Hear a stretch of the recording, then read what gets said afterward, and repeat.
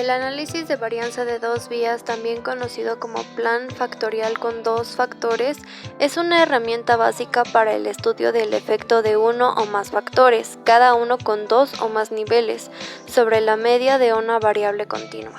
Sirve para estudiar la relación entre una variable dependiente cuantitativa y dos variables dependientes cualitativas, factores, cada uno con varios niveles.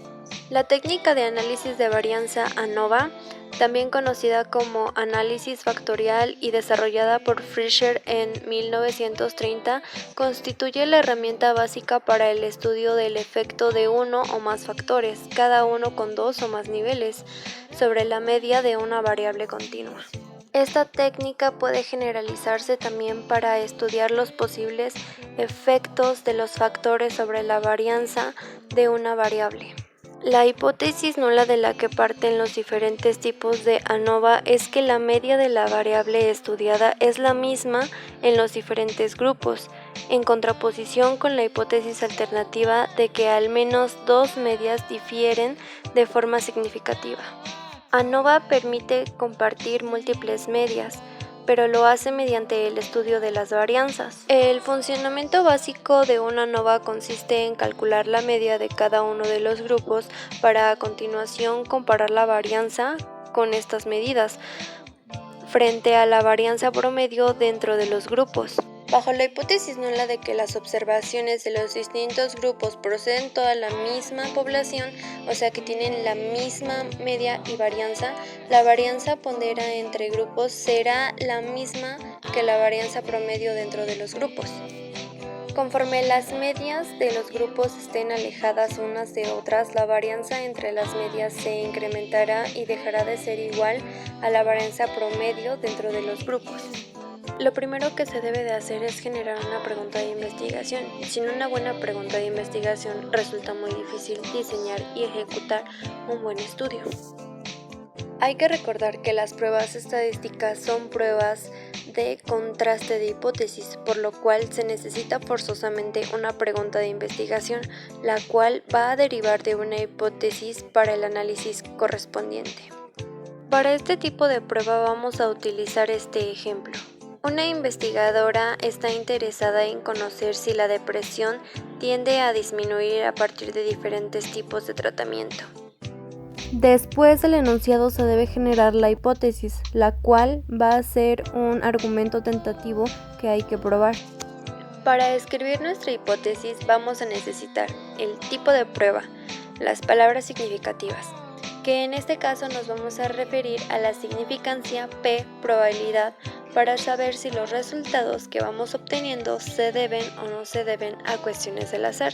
También vamos a obtener la variable dependiente y la variable independiente. Para la parte de tipo de pruebas existen tres.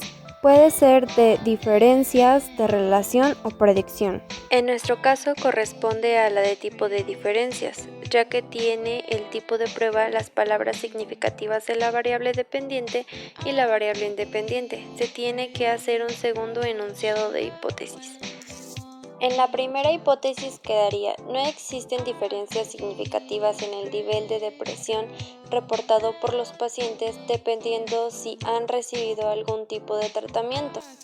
En este caso se está haciendo la hipótesis como si fuera una ANOVA. La segunda hipótesis quedaría así: no existen diferencias significativas en el nivel de depresión reportado por los pacientes dependiendo si han recibido más de un tratamiento. La segunda sería para nosotros una ANOVA de dos vías.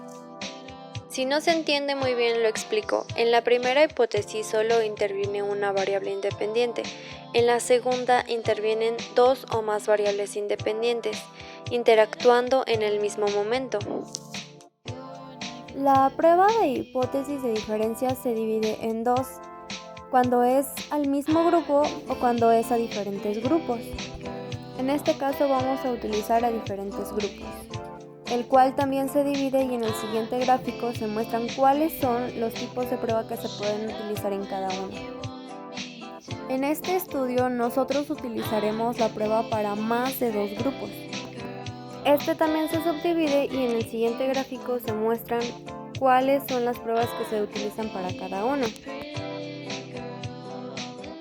Ya sabemos qué prueba utilizar, dependiendo si cumplimos con las aplicaciones que tenemos. Ahora vamos a saber nosotros, con los datos que ya aplicamos, qué prueba estadística hay que ocupar, estadística paramétrica o estadística no paramétrica.